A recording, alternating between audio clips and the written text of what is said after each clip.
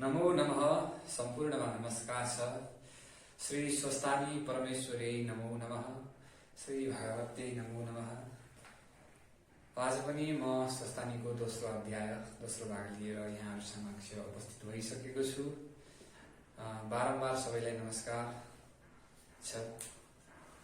सर्वप्रथम भगवतीको प्रार्थना गरेर स्वस्तानी प्रारम्भ गरौँ।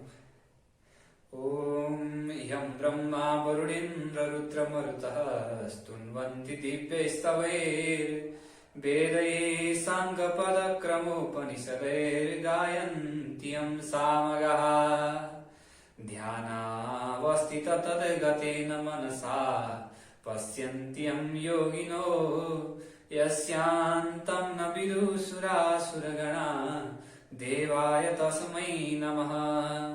श्रीमच्चन्दन चर्चितोज्ज्वलवपु शुक्लाम्बरा मल्लिका मालालङ्कृतकुण्डला प्रविलसन् मुक्तावली शोभिता। सर्वज्ञाननिदान पुस्तकधरी रुद्राक्षमालाधरी वाग्देवी वदनाम्बुजे वसतु मे त्रैलोक्यमाता चिरम्। मूकं करोति वाचालं पङ्गुं लङ्घयते गिरिं यत्कृपातमहं वन्दे परमानन्दमाधवम्। नमो भगवते तस्मै व्यासाय मिततेजसे यस्य प्रसादात् वक्ष्यामि नारायण कथामिमाम्। नारायणं नमस्कृत्य नरं चैव नरोत्तमं देवीं सरस्वतीं व्यासं ततो जयमुदीरयेत्। गुरुर्ब्रह्मा गुरुर्विष्णु गुरुर्देवो महेश्वरः गुरुर्साक्षात् परब्रह्म तस्मै श्री गुरवे नमः। सर्वमङ्गलमाङ्गल्ये शिवे सर्वार्थसाधिके शरण्ये त्र्यम्बके गौरी नारायणी नमोऽस्तुते। देवी प्रपन्नार्तिहरे प्रसीद प्रसीद मातर जगतोऽखिलस्य। प्रसीद विश्वेश्वरि पाहि विश्वं त्वमीश्वरी देवी चराचरस्य। या श्री स्वयं सुकृतिनां भुवनेश्वरलक्ष्मी पापात्मनां कृतधियां हृदये सुबुद्धिः। श्रद्धा सतां कुलजनप्रभवस्य लज्जा तां त्वां नतास्म परिपालय देवि विश्वम्। शरणागत दीनार्थ परित्राण परायणे सर्वस्यार्तिहरे देवी नारायणि नमोऽस्तुते। ओम श्री स्वस्तानी परमेश्वरे नमो नमः। दुर्गा भगवत्यै नमो नमः।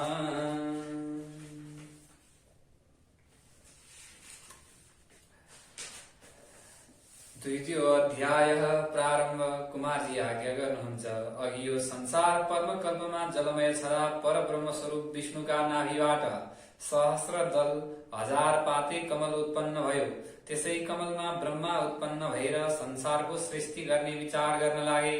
त्यसै बखत विष्णुका काने खुजीबाट बडा वीर पराक्रमी मधुर कैटव नामका दुई दैत्य जन्मे।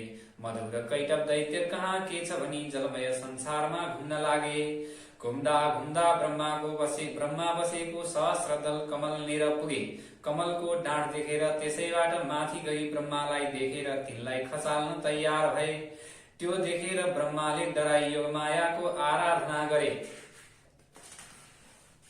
त्यो देखि योगमाया पनि खुसी भई चाँडै नै प्रकट भइन् र उनीसित ब्रह्माले बिन्ती गरे, हे ईश्वरी विष्णुलाई जागा गराइदिनुहोस्। यो सुनेर योगमायाले श्री विष्णुलाई जागा गराइन्। श्री विष्णुले जागा भएर मधुर कैटव दुई दैत्यलाई अघिल्तिर बसिराखेको देखे। विष्णुलाई खुब रिस उठ्यो र आओ लडौं भनी उठे।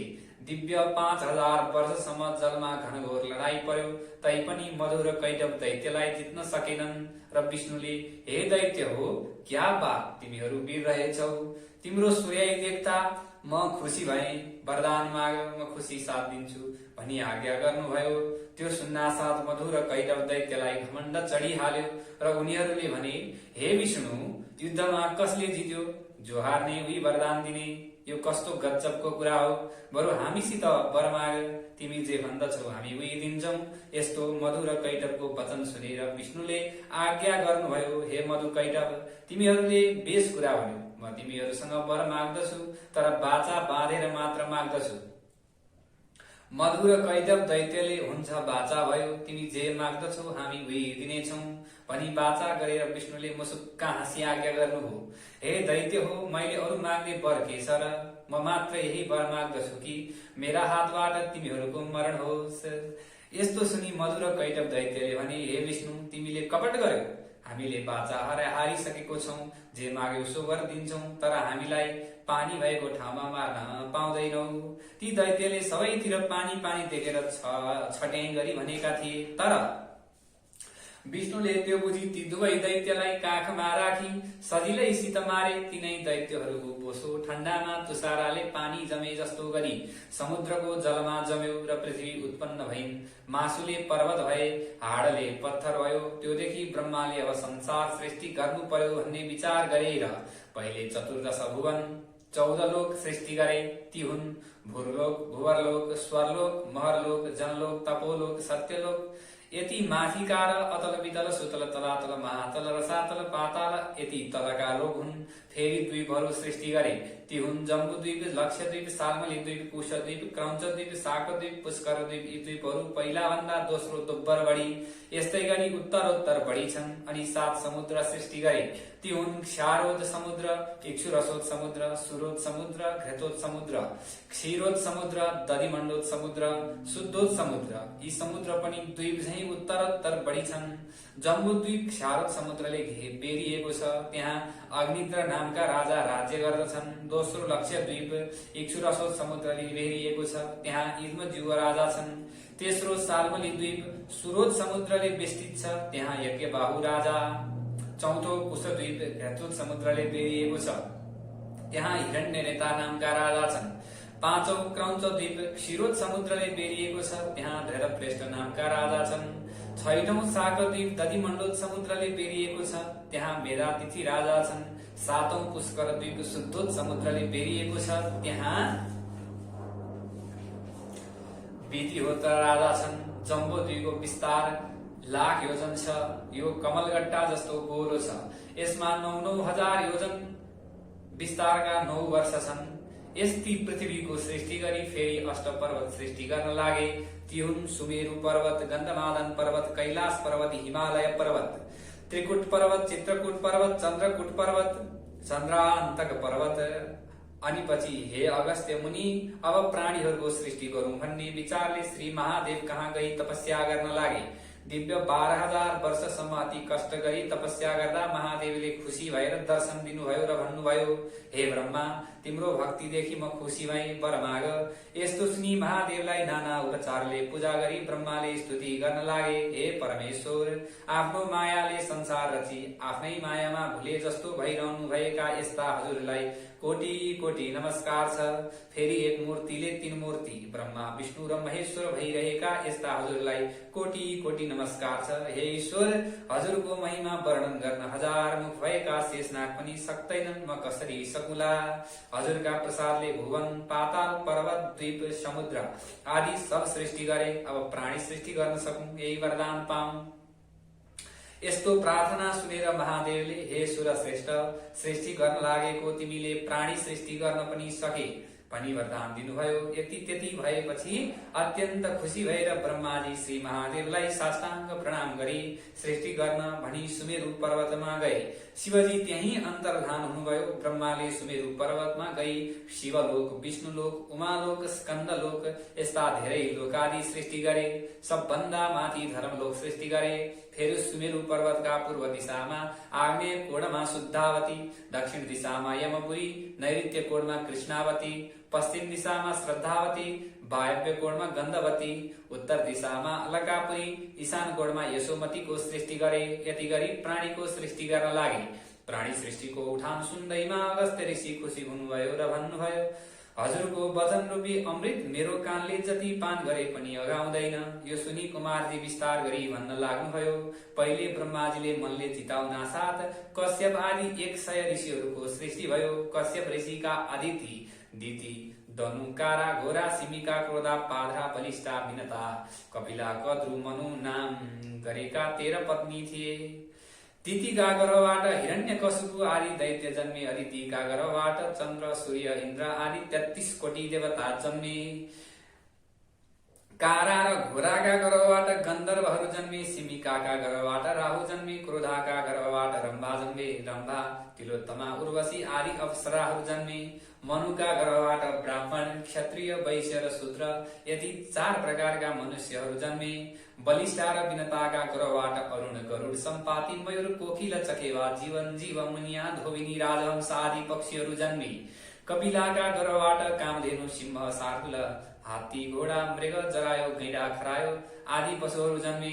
कद्रुका गर्भबाट शेषनाग अनन्तनाग वासुकीनाग पद्मनाग महापद्मनाग कुलिगनाग तक्षकनाग शंखनाग आदि अष्टनाग जन्मे। हे अगस्त्य मुनि, यसरी देवता ऋषि यक्ष गन्धर्व किन्नर राक्षस अप्सरा नाग मनुष्य पशु पक्षी सृष्टि भएको देखि ब्रह्माले अब यिनीहरूको आहार सृष्टि गरौं भनी धान जौ तिल आदि नाना अन्न सृष्टि गरे। हे अगस्त्य मुनि, यो म संक्षेपले मात्र भन्दछु, अरु पुराणबाट विस्तार बुझौला। सृष्टिको यति कुरा भने अब तिमीलाई जे सुन्नको इच्छा छ भन। कुमारले आज्ञा गर्नुभयो र अगस्त्य मुनि भन्दछन्, हे पार्वती नन्दन, कुन कुन भुवनमा कुन कुन देवता छन्, दिक्पाल कसरी भए त्यो आज्ञा गर्नुहोस्। यस्तो सुनि कुमार आज्ञा गर्दछन्, हे अगस्त्य मुनि, कैलाश भुवनमा श्री महादेव छन्, वैकुण्ठ भुवनमा विष्णु छन्, सत्य भुवनमा ब्रह्मा छन्, उमा भुवनमा पार्वती छन्, स्कन्द भुवनमा म स्कन्द कुमार छु, धुम्र भुवनमा धुम्र ऋषि छन्, नैऋत्य भुवनमा अरु ऋषि छन्। यति भुवनका कुरा अब दिक्पाल कसरी भए त्यो भन्दछु। कश्यप ऋषिका पुत्र इन्द्रले हिमालय पर्वतमा गएर धेरै कालसम्म कष्ट गरी तपस्या गर्दा श्री महादेव खुसी भई, हे इन्द्र, तिम्रो भक्तिदेखि म खुसी भए भनी वरदान दिई पूर्व दिशाको दिक्पाल र अमरावतीको अधिपति मालिक गराई पठाए। फेरि एउटाले गई त्यसै गरी तपस्या गरे। श्री महादेव खुसी भई अग्नि भनी नाम राखी आग्नेय कोणको दिक्पाल र शुद्धावतीको अधिपति गराई पठाए। फेरि एउटाले गई त्यसै गरी तपस्या गरे। महादेव प्रसन्न भई यम भनी नाम राखी दक्षिण दिशाको दिक्पाल र यमपुरीको अधिपति गराई पठाए। फेरि एउटाले गई त्यसै गरी तपस्या गरे। महादेव खुसी भई निऋति भनी नाम राखी नैऋत्य कोणको दिक्पाल र कृष्णावतीको मालिक गराई पठाए। फेरि एउटाले त्यसै गरी तपस्या गरे। महादेव प्रसन्न भई वरुण भनी नाम राखी पश्चिम दिशाको दिक्पाल र श्रद्धावतीको मालिक गराई पठाए। फेरि 49 वायुले गई त्यसै गरी तपस्या गरे। महादेव प्रसन्न भई वरदान माग भनी आज्ञा गर्नुभयो। 49 वायुले हामी 49 एक हुन सकौं, हामीलाई कोहीले नदेखोस्, शब्द मात्र सुनोस्, बलमा पनि कसैले जित्न नपाओस् भन्दा महादेवले तथास्तु भनी वरदान दिई वायु भनी नाम राखी वायव्य कोणको दिक्पाल र त्यहीको अधिपति गराई पठाए। फेरि एउटाले गई त्यसै गरी तपस्या गरे। महादेव प्रसन्न भई कुबेर भनी नाम राखी उत्तर दिशाको दिक्पाल र अलकापुरीको अधिपति गराई पठाए। फेरि एउटाले गई त्यसै गरी तपस्या गरे। महादेव खुसी भई विश्वकर्मा भनी नाम राखी ईशान कोणको दिक्पाल र यशोमतीको अधिपति गराई पठाए। हे अगस्त्य मुनि, दिक्पालहरू कसरी भए त्यो भने अब महादेवकी स्त्री सती देवी मर्रा उत्पात भएको कुरा भन्दछु, सुन। कुमारले यस्तो आज्ञा गरेको सुनि अगस्त्य मुनि भन्दछन्, हे कुमार, सती देवी महादेवकी स्त्री कसरी भइन्, कसरी तिनको मृत्यु भयो त्यो आज्ञा गर्नुहोस्। यस्तो सुनि कुमार आज्ञा गर्नुहुन्छ, हे अगस्त्य मुनि, सुन। अष्ट प्रजापति मध्ये जेठा दक्ष प्रजापतिकी बिरणी नाम गरेकी स्त्री थिइन्। बिरणी गर्भिणी भइन् र 10 महिनापछि एउटा छोरी जन्मिन्। तिनी खुब राम्री थिइन्। तिनको 1000 सूर्यको जस्तो तेज थियो। 32 लक्षणले युक्त थिइन्। पद्मपत्र जस्ता आँखा थिए। बिहान पखको कलिलो घाम जस्तो रूप थियो। त्यस्ती छोरी जन्मदा दक्ष प्रजापतिको मनमा खुब आनन्द लाग्यो। आफ्ना पुरोहित वशिष्ठ आदि ऋषि र ज्योतिषीहरू डाकी विधिपूर्वक न्वारन गराए। वशिष्ठ आदि ज्योतिषीहरूले ज्योतिष शास्त्र विचार गरी भने, हे दक्ष प्रजापति, यस बालिकाको नाम सती देवी भयो। यही नामले प्रख्यात हुनेछिन् भनी सती देवी नाम राखे। यस्तो सुनि दक्ष प्रजापतिले खुब खुसी भई श्रद्धापूर्वक दक्षिणादि भोजन गराएर विदा गरे। मुनिहरू आफ्ना आफ्ना आश्रममा गए। इति श्री स्कन्द पुराणे केदार खण्डे माघ महात्म्ये कुमारागस्त्य संवादे श्री स्वस्तानि परमेश्वर्या व्रत कथायां सती देव्युत्पत्तिर्नाम द्वितीयोत्सवः। हरे नमः। श्री स्वस्तानि परमेश्वर्यै नमः। अब अन्तिममा फेरि पुष्पाञ्जली भगवती श्री दुर्गा देवी नमो नमः। ओम वनेतु मंगलम वह सकल जगन मंगलालय श्रीमान दिनकरण किरण निबोधित नवनली नलिन दल निवेक्षण कृष्ण काले वर्षतु पर्जन्य पृथिवी सस्यशालिनी देशोऽयं क्षोभरहितो ब्राह्मणाः सन्तु निर्भयाः अपुत्राः पुत्रिणः सन्तु पुत्रिणः सन्तु पौत्रिणः निर्धनाः सदनाः सन्तु जीवन्तु शरदां शतम् तत्रैव गंगा यमुना च तत्र गोदावरी सिन्धु सरस्वती च तीर्थानि सर्वाणि वसन्ति तत्र यत्राच्युतोद्धारकथा प्रसङ्गः या कुन्देन्दु तुषारहार धवला या शुभ्रवस्त्रावृता या वीणावरदण्डमण्डितकरा या श्वेतपद्मासना या ब्रह्माच्युत शङ्करा प्रभृतिभिर्देवैः सदा वन्दिता सा मां पातु सरस्वती भगवती निःशेषजाड्यापहा कायेन वाचा मनसेन्द्रियैर्वा बुद्ध्यात्मना वा निसृति स्वभावात् करोमि यद् सकलं परस्मै नारायणायेति समर्पयेतत्। श्री स्वस्तानी परमेश्वर्यै नमः। यसरी पुष्पाञ्जली गरेर अन्तिममा मेरो मनोकामना पूर्ण होस् भने